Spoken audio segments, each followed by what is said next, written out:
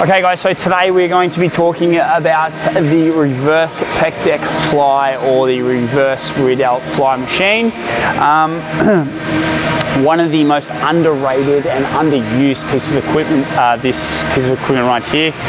Essentially, a philosophy you want to work off is the fact that as much as you push through your chest, or whenever you're doing a pressing exercise, whether it be a fly or anything to do with your chest, anything interior, you want to level that out by doing the reverse on the back. And a lot of people do a lot of presses and a lot of chest flies, but they don't actually even that out by doing a reverse fly off for their rear delt. So today, or this exercise in particular, it targets our traps, our rhomboids, which sit right in the middle of our back, but underneath our traps, and also our rear delts. So let's set up. Most people, when they set up for this exercise, well, what they look to do is, well, first of all, we actually want this in line with our arms, and this bad boy sitting in nice and tight. Now this is a bad example because this machine's actually really poorly laid out. However, ideally we wouldn't mind this sitting up into our sternum, not anywhere below, because as soon as you breathe in, your diaphragm wants to suck down, and if you have it sitting underneath there, you're going to feel like you can't breathe. So you want it sitting up in your sternum. Unfortunately, we have to deal with our abs, and this is where it sits, so it is what it is. Now, what we know about our rear delts is that obviously they're a shoulder muscle, and they also are going to be moving around with our scapula. So the first point of call is we want to actually stabilize our scapula. Now, we also know that they do retraction. So our rear delts, our rhomboids, and our trapeze muscle help with retraction, so pulling our scapula back. Now we can actually set ourselves up really well here in a thoracic extension position, but we don't actually want to sit as we are here because we're already concave, we're already coming around, we're probably switching off those rhomboids and those traps through the back muscles here. What we want to do is we actually want to come forward and lean forward. So I'm actually going to drop this chair that we were once sitting on, if I can do that, all the way down as far as it will go, and hop into this position here. Now you can see that I'm in thoracic extension. I'm looking to come up. If I don't come up, what happens is I'm looking down. So we're naturally going to pull ourselves up, which means we're going to engage our lats and pull our scapula back and down. What that does is that it actually stabilizes our scapula and keeps it nice and tight. So you're going to get a lot of tension right through the right areas, and you're going to activate the right muscles. Now again, we want these arms so that we're nice and in line and that they're parallel with our chest or around that level. So we're probably a bit low here.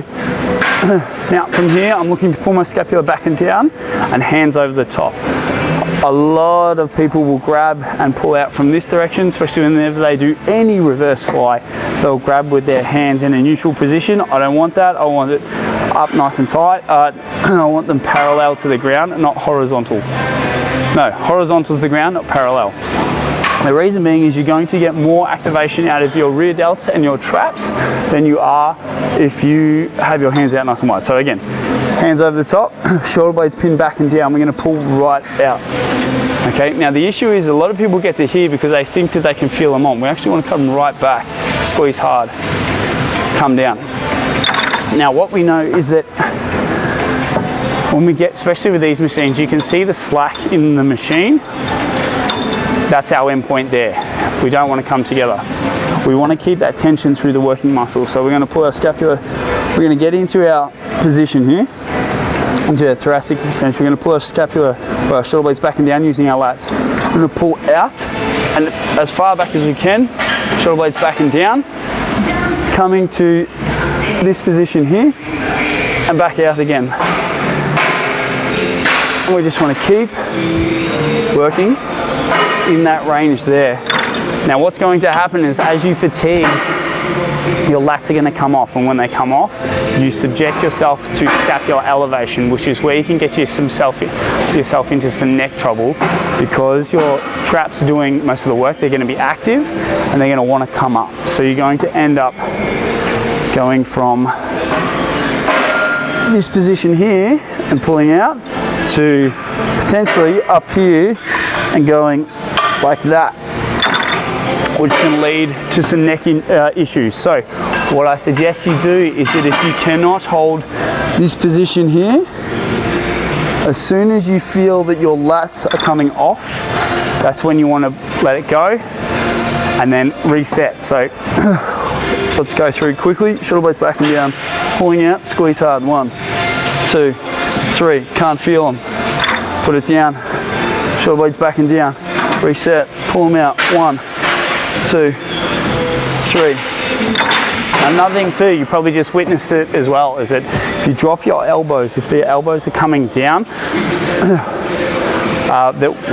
that's a bad sign. So we want to keep those elbows nice and parallel. We want to be coming out and in just like so. Team, that is how you do the reverse fly machine.